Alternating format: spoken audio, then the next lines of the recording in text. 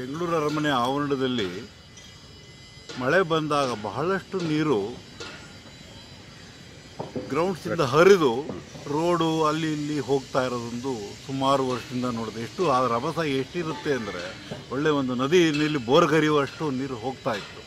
ಇದಕ್ಕೆ ಯಾವ್ದಾದ್ರು ಒಂದು ವ್ಯವಸ್ಥೆ ಮಾಡಬೇಕು ಅಂತ ಹೇಳಿ ನಾನು ಹುಡುಕಿದಾಗ ನಮ್ಮ ಡಾಕ್ಟರ್ ದೇವರಾಜ ರೆಡ್ಡಿಯವರ ಹೆಸರು ಸಿಕ್ತು. ಅವ್ರಿಗೆ ಮಾಡಿದೆ.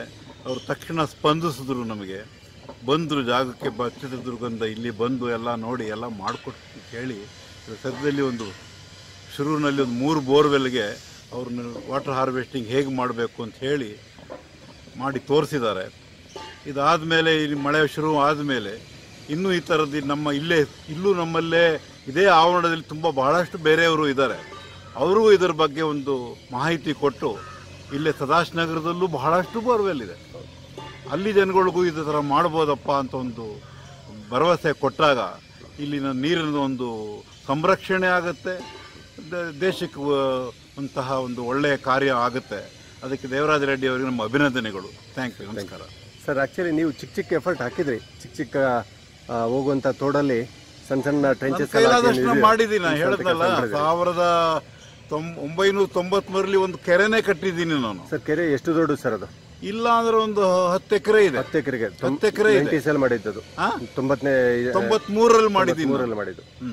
ಅದು ಇವಾಗ ಸದಾ ಕಾಲು ನೀರಿರ್ತದೆ, ಫುಲ್ ತುಂಬಿರುತ್ತೆ.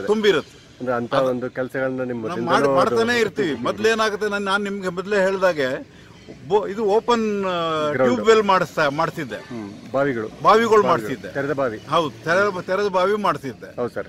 ಸೊ ಅದು ಇವಾಗ ಏನಾಗ್ತಿದೆ ಅಂದ್ರೆ ಕೆಲವು ಬೇರೆ ಕಾರಣಾಂತರದಿಂದ ಈ ಗೌರ್ಮೆಂಟ್ನವರು ಈ ರೋಡ್ ವೈಡನ್ ಮಾಡ್ತಿದ್ದ ಅದನ್ನೆಲ್ಲ ಮುಚ್ಚೋ ಪರಿಸ್ಥಿತಿ ಬಂದ್ಬಿಡ್ತು. ಅದಕ್ಕೆ ಆಯ್ತಾ ಬೇರೆ ಥರ ಮಾಡೋಣ ಅಂತ ಹೇಳಿ ಹುಡುಕದ ಮೇಲೆ ತಮ್ಮ ಒಂದು ಕಾಂಟ್ಯಾಕ್ಟ್ ನಂಬರ್ ಸಿಕ್ಕಿದ್ರಿಂದ ಇದೊಂದು ಹೊಸ ಪ್ರಯತ್ನ ಮಾಡ್ತಾ ಇದ್ದೀನಿ. ಇದರಲ್ಲಿ ಯಶಸ್ಸು ಖಂಡಿತ ಸಿಗುತ್ತೆ ಅಂತ ಅನ್ಕೊಂಡಿದ್ದೀನಿ. ಯಾಕಂದ್ರೆ ಸರ್, ಹಿಂದೆಲ್ಲ ನೀವು ಮಾಡಿ ನೋಡಿದ್ದೀರಾ, ನಿಮ್ಗೆ ಅದ್ರ ರಿಸಲ್ಟ್ ಗೊತ್ತಿದೆ. ಧನ್ಯವಾದಗಳು ಸರ್. ಸಮಸ್ತ ಜನರ ಪರವಾಗಿ ನಿಮಗೆ ಅಭಿನಂದನೆಗಳು. ನಮಸ್ಕಾರ. ಎಲ್ಲರಿಗೂ ನಮಸ್ಕಾರ. ಇನ್ನೊಂದು ಸಲ ನನಗೆ ಅವಕಾಶ ಕೊಟ್ಟಿದ್ದಾರೆ ದೇವರಾಜ ರೆಡ್ಡಿ ಅವರು. ಏನೆಂದರೆ ಇಲ್ಲಿ ಇವರು ಗೇಟ್ ನಂಬರ್ 2ದಲ್ಲಿ ತ್ರಿಪುರವಾಸಿನಿ ಪ್ಲೇಸ್ನಲ್ಲಿ 3 ಬೋರ್ವೆಲ್ ರಿಚಾರ್ಜ್ ಮಾಡ್ತಾರೆ. ಅದು 30 ಎಕರ್ಸ್ ಇದೆ ಆತ ಜಾಗ. ರಾಜರೇ, ನಮ್ಮ ಮೈಸೂರು ಮಹಾರಾಜರೇ ಈ ಥರ ನಿರ್ಧಾರ ಮಾಡೋದಕ್ರೆ ನಾವೆಲ್ಲರೂ ಅವರನ್ನು ನಾವು ಫಾಲೋ ಮಾಡಬೇಕಂತ ಅನ್ನೋದು ನನ್ನ ಒಂದು ರಿಕ್ವೆಸ್ಟ್ ಇದೆ. ಯಾರೋ ಒಬ್ಬರು ಏನೋ ಒಂದು ಮಾಡ್ತಾ ಇದ್ದಾರೆ ಅಂದರೆ ಅದರಲ್ಲಿ ಏನೋ ಇರುತ್ತೆ. ಈಗ ನಮ್ಮ ದೇವರಾಜ ರೆಡ್ಡಿ ಅವರೇ ಮೊದಲೆಲ್ಲ ಪಾಯಿಂಟ್ ತೋರಿಸ್ತಿರತ್ತೆ, ಇವಾಗ ಪಾಯಿಂಟ್ ತೋರ್ಸೋಕ್ಕೆ ಹೋಗ್ತಾ ಇಲ್ಲ ಅವರು. ನಾನು ಇಲ್ಲಿವರೆಗೆ ಮಾಡಿದ್ದು ಸರಿ ಇಲ್ಲ, ಇನ್ಮೇಲೆ ನಾನು ರಿಚಾರ್ಜ್ ಮಾಡ್ತೀನಿ ಎಂಥದ್ದು ಇರಲಿ ಅಂತ ಹೇಳ್ಬಿಟ್ಟು ಅವ್ರು ಮಾಡ್ತಾಯಿದ್ದಾರೆ. ಅದಕ್ಕೆಲ್ಲ ದಯವಿಟ್ಟು ರಿಚಾರ್ಜ್ ಮಾಡಿಸಿ ನಿಮ್ಮ ಬೋರ್ವೆಲ್ಗಳು.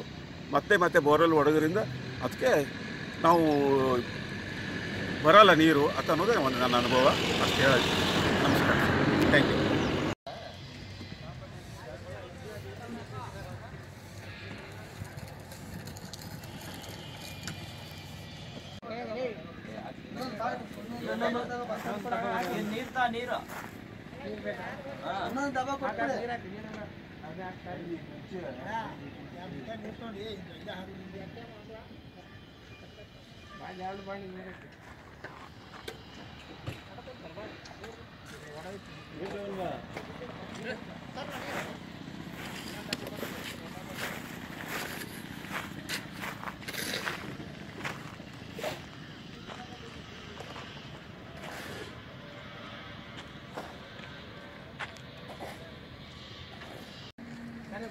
ಓಕೆ, ಎಲ್ಲರಿಗೂ ನಮಸ್ಕಾರ. ನನಗೆ ಡಾಕ್ಟರ್ ದೇವರಾಜ ರೆಡ್ಡಿ ಅವರು ಪಬ್ಲಿಕ್ ಟಿವಿಯಲ್ಲಿ ಅವರು ಪಬ್ಲಿಕ್ ಹೀರೋ ಅಂತೇನೋ ಒಂದು ಕಾರ್ಯಕ್ರಮ ಬರ್ತಾಯಿತ್ತು. ಅದನ್ನು ಚಾಚು ನೋಡ್ತಾ ಇದ್ದೆ. ಅವ್ರ ನಂಬರ್ ಸಿಕ್ತು, ಕಮ್ಯುನಿಕೇಷನ್ ಮಾಡಿದೆ. ಫೋನಲ್ಲಿ ಮಾತ್ರ ಅವ್ರ ಜೊತೆ ನಾನು ಲಿಂಕ್ ಇದ್ದೆ. ಆಮೇಲೆ ಅವ್ರ ಬುಕ್ಕು ನನಗೆ ಭಾಳ ಹೆಲ್ಪ್ ಆಯಿತು. ಅದನ್ನು ಸಾವಿರಾರು ಕಾಪಿಗಳನ್ನ ನನ್ನ ಕೈಲಾದಷ್ಟು ಒಂದು ಅಳಿಲು ಸೇವೆ ಅಂತ ಮಾಡಿದ್ದೀನಿ. ಅದು ಅಲ್ಲದೆ ನನ್ನ BHL ಫ್ಯಾಕ್ಟ್ರಿಗೆ ನಾನು 2-3 ಸಲ ಅವ್ರನ್ನ ಕರೆದು ಬಿಟ್ಟು ಅಲ್ಲಿನೂ 2 ಬೋರ್ವೆಲ್ಗೆ ಆದರೂ ನಾವು ರೈನ್ ಹಾರ್ವೆಸ್ಟಿಂಗ್ ಮಾಡಬೇಕಂತ ಟ್ರೈ ಮಾಡಿದೆವು. ಮತ್ತು ಕೊಟೇಶನು ಕೊಟ್ಟಿದ್ದೆವು, ಎಲ್ಲ ಮಾಡಿದೆವು. ನನ್ನ ಕರ್ತವ್ಯ ಏನಿದೆ ಅದೆಲ್ಲ ಮಾಡಿದೆವು. ಅವರೂ ಎಲ್ಲ ಮಾಡಿದ್ದಾರೆ. ಅದು ನನ್ನ ಮ್ಯಾನೇಜ್ಮೆಂಟಿಗೆ ನನ್ನ ಬಾಸ್ಗಳಿಗೆಲ್ಲ ಹೇಳಿದ್ದೀನಿ, ಮಾಡಿ ದಯವಿಟ್ಟು ಇದು 2 ಆದರೂ ರೈನ್ ಹಾರ್ವೆಸ್ಟಿಂಗ್ ಅಂತ ಹೇಳಿದ್ದೀನಿ. ಅದು ಅಲ್ಲದೆ ಇವತ್ತು ಅವರು ಮೊನ್ನೆಯಿಂದ ಅವರು ಯಡಿಯೂರಿಗೆ ಬಂದಿದ್ದೀನಿ ಅಂತ ಹೇಳಿದರು, ಅಲ್ಲಿಗೆ ಹೋಗೋಕ್ಕಾಗಲಿಲ್ಲ. ಇವತ್ತು ಬೆಂಗಳೂರಿಗೆ ಬರ್ತಾಯಿದ್ದೀನಿ. ಮತ್ತು ಅರಮನೆ ಮೈದಾನದಲ್ಲಿ ಗೇಟ್ ನಂಬರ್ 2ದಲ್ಲಿ ಇಲ್ಲಿ 3 ಬೋರ್ವೆಲ್ ರೀಚಾರ್ಜ್ ಮಾಡ್ತಾ ಇದ್ದಾರೆ. ನೋಡಿ, ಅರ್ಥ ಮಾಡ್ಕೊಂಡವ್ರು ಮಾತ್ರ ಸಾಧ್ಯ ಇದೆ ಏನಾದರೂ ಮಾಡ್ಬೋದು. ಅದೇ ನಮಗೆ ಟ್ಯಾಂಕರ್ ವಾಟರ್ ಸಿಗ್ಬೋದು, ಸಿಟಿ ವಾಟರ್ ಸಿಗ್ಬೋದು, ಆದರೆ ಅದ್ರ ಲಿಮಿಟೇಷನ್ ಇದೆ. ಅದೂ ಮುಂದೆ ಭಾಳ ಕಷ್ಟ ಆಗ್ತಾಯಿದೆ. ಅದು ನನಗೂ ಅರ್ಥ ಆಗಿದೆ. ನಾನು ಒಂದು ಅಪಾರ್ಟ್ಮೆಂಟ್ ಇರೋದ್ರಿಂದ ಅಲ್ಲಿ 1350 ಅಡಿ ನಾವು ಬೋರ್ವೆಲ್ಲನ್ನು ಕೊರೆಸಿದ್ದೀವಿ. 1 ಇಂಚ್ ನೀರು ಬಂದಿದೆ. ಅದು 1 ಅವರ್ ಮಾತ್ರ ಪಂಪ್ ಬರ್ತದೆ. ಅದಕ್ಕೆ ಅಲ್ಟಿಮೇಟ್ ಅಂದರೆ ರೇನ್ ಹಾರ್ವೆಸ್ಟಿಂಗ್ ಮಾಡಬೇಕನ್ನೋದೇ ಇದೆ. ನಾನು ಅವ್ರ ಜೊತೆ ಒಂದು 10 ವರ್ಷದಿಂದ ಪರಿಚಯ ಇದೆ. ಇವತ್ತು ಅವ್ರ ಜೊತೆ ನಾನು ಅರಮನೆ ಮೈದಾನ ಮಾರ್ನಿಂಗ್ನಿಂದ ನಾನು ಇಲ್ಲಿದ್ದೀನಿ. ಇವಾಗ ಅವರು 3 ಬೋರ್ವೆಲ್ ರೀಚಾರ್ಜ್ ಮಾಡ್ತಾಯಿದ್ದಾರೆ ಮತ್ತು ಎಲ್ಲ ಮಾಡ್ತಾಯಿದ್ದಾರೆ. ಅದಕ್ಕೆ ನಾವೆಲ್ಲ ಬೆಂಗಳೂರಿನ ಜನತೆ ಎಚ್ಚೆತ್ತುಕೊಂಡು ರೇನ್ ಹಾರ್ವೆಸ್ಟಿಂಗ್ ನೀವು ದೇವರಾಜ್ ರೆಡ್ಡಿ ಅವರ ಮಾಡಿಸ್ಬೋದು, ಬೇರೆದವ್ರದ್ದು ಯಾರಾದರೂ ಅವರಿಂದ ಮಾಡಿಸ್ಬೋದು ಅಂತ ನಾನು ರಿಕ್ವೆಸ್ಟ್ ಮಾಡ್ಕೊತೀನಿ. ಇದು ಎಲ್ಲರೂ ಕರ್ನಾಟಕದವರಲ್ಲಿ ಇಡೀ ವರ್ಲ್ಡ್ ವೈಡ್ ಈ ಕೆಲಸ ಮಾಡಿದರೆ ನಾವು ಸಾಧ್ಯ ಇದೆ, ನೀರು ಉಳಿಸೋಕ್ಕೆ ಸಾಧ್ಯ ಇದೆ ಅಂತ ಹೇಳ್ತೀನಿ. ಅಷ್ಟು ಬಿಟ್ಟರೆ ಬೇರೆ ಏನಿಲ್ಲ. ನಮ್ಮ ನೀರು ಭೂಮಿಯಲ್ಲಿ ಇದ್ದರೆ ಮಾತ್ರ ನಮ್ಮ ನೀರು ಸಿಗುತ್ತೆ ವಿನ ನೀವು ಎಷ್ಟೇ 2000 ಫೀಟ್ ಹೊಡೆದ್ರೂ ನೀರು ಬರೋಲ್ಲ. ಅದಕ್ಕೆ ಅಲ್ಟಿಮೇಟ್ ಈಸ್ ದೇವರಾಜ್ ರೆಡ್ಡಿ ಅವರು ಈಗ ಭಾಳ ಒಳ್ಳೆಯ ಕೆಲಸ ಮಾಡ್ತಾಯಿದ್ದಾರೆ. ಅವ್ರ ಜೊತೆನೂ ನಾನು ಒಂದು ಕೈ ಜೋಡಿಸ್ಬೇಕಂತ ಹೇಳ್ಬಿಟ್ಟು ನಾನು ಬೆಂಗಳೂರಿನಲ್ಲಿ ಅವ್ರ ಜೊತೆ ವಾಲಂಟಿಯರಾಗಿ ಬಂದು ಅವ್ರ ಜೊತೆ ಇದ್ದೀನಿ. ಎಲ್ಲರೂ ದಯವಿಟ್ಟು ರೇನ್ ಹಾರ್ವೆಸ್ಟಿಂಗ್ ಮಾಡಿಸ್ಬೇಕಂತ ಹೇಳಿ ನಾನು ಕಳಕಳ ವಿನಂತಿ ಮತ್ತು ನಾನು ಸರ್ಕಾರಕ್ಕೂ ನಾನು ರಿಕ್ವೆಸ್ಟ್ ಮಾಡ್ಕೊತೀನಿ.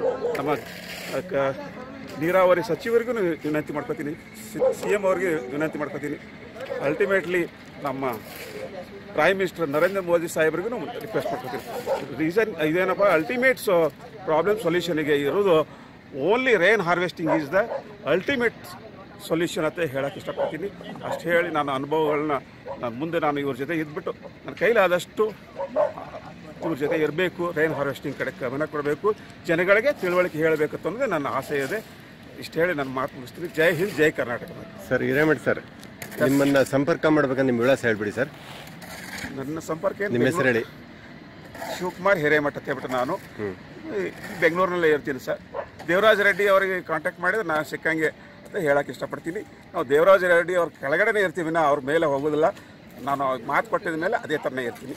Thank you. Devraj Reddy contact ಮಾಡಿ ಎಲ್ಲ ಅವ್ರ ಡೀಟೇಲ್ಸ್ ಹೇಳ್ತಾರೆ ನಾನು. ಓಕೆ ಸರ್, ಥ್ಯಾಂಕ್ ಯು, ನಮಸ್ಕಾರ.